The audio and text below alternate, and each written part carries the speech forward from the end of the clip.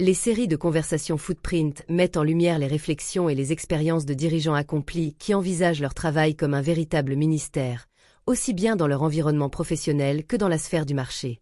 La conversation Footprint de cette semaine est la partie 3 sur le thème « La négociation », animée par le juge et général Jephté, s'inspirant du livre de Juge 11, versets 12 à 27. Cette conversation est une véritable masterclass en diplomatie, laquelle est une extension de la négociation appliquée aux accords, décisions et comportements des gouvernements étrangers dans le cadre des relations internationales. Cependant, même si vous n'êtes pas ambassadeur ou diplomate, les leçons sont très utiles pour la gestion des conflits au travail ou même des disputes familiales. Accueillons donc le général Jephté dans les conversations Footprint.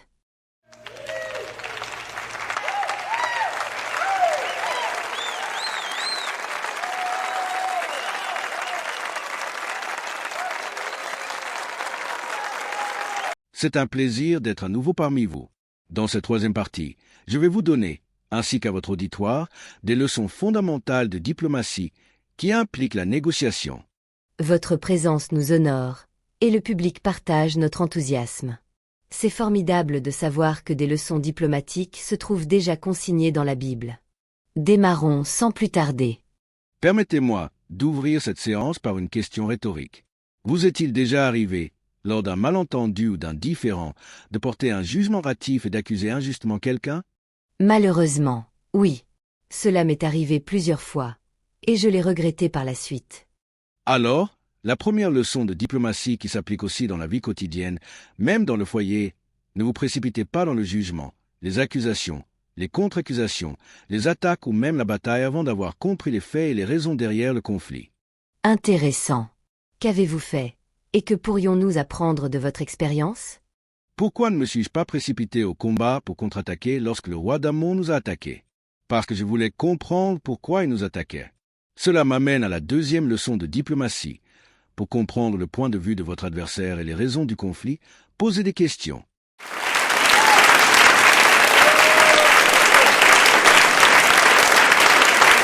D'accord. Donc il ne faut pas simplement supposer les raisons derrière le comportement de l'adversaire, mais chercher à comprendre en posant des questions. C'est bien cela? Oui, vous avez parfaitement compris. J'ai envoyé mon ministre des Affaires étrangères et son équipe diplomatique vers le roi d'Amon avec cette question. Que me veux-tu pour que tu viennes me combattre sur mon propre territoire? Excellent.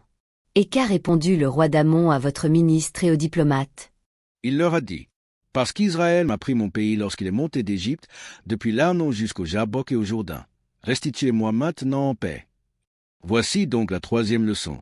Ne vous précipitez pas dans une réponse impulsive ou un contre-argument immédiat. Faites bien votre travail. Prenez le temps de rechercher les faits. J'ai dit à mon ministre et à l'équipe diplomatique de ne pas répliquer. Ils sont revenus et nous avons commencé à examiner et faire nos recherches d'abord. C'est impressionnant. Général Jephté, une telle attitude exige un esprit posé et une grande maîtrise de soi. Vous n'avez pas laissé vos émotions dicter votre comportement, même dans un conflit aussi provocateur. Public, cela mérite toute notre attention. En effet, ne laissez pas les émotions prendre le dessus. La quatrième leçon est de planifier soigneusement sa réponse, sur la base des faits trouvés lors de la recherche. Cela permettra d'éviter de proférer des paroles que vous pourriez ensuite regretter. Soyez patient et préparez une réponse centrée sur les informations pertinentes pour résoudre le conflit.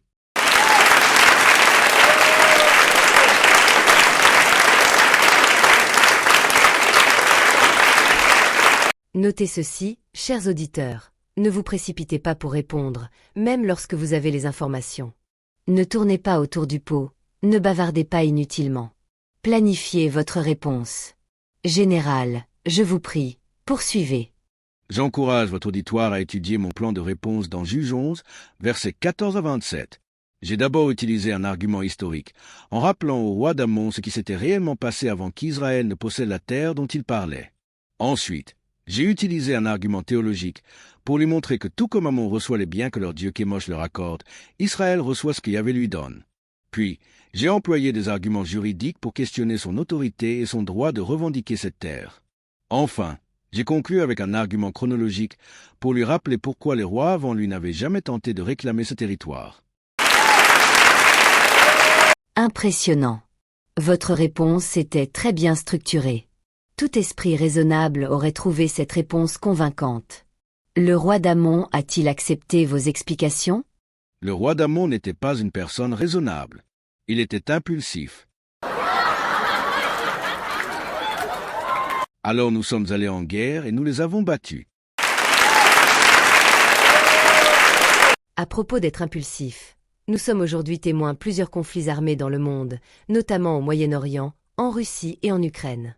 Les dirigeants seraient-ils tout simplement impulsifs comme le roi d'Amon? Regardez comment ils laissent les émotions prendre le dessus sur la raison, au détriment d'innocents qui subissent les conséquences de ces guerres. Quoi qu'il en soit, nous attendons la partie 4 avec impatience. Le général mérite tous les applaudissements.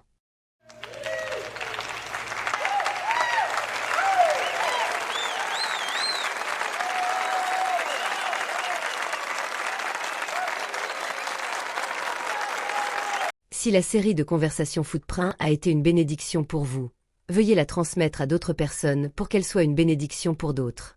Êtes-vous un croyant déterminé à réaliser votre vocation professionnelle sur votre lieu de travail et sur le marché? Nous avons plusieurs ressources pour vous aider à le faire. Il vous suffit de vous abonner à la chaîne YouTube pour recevoir les nouvelles ressources que nous créons chaque semaine. Si vous possédez aussi des talents créatifs, contactez-nous et laissons-le céder au Seigneur pour qu'il l'utilise pour avoir un impact sur le royaume.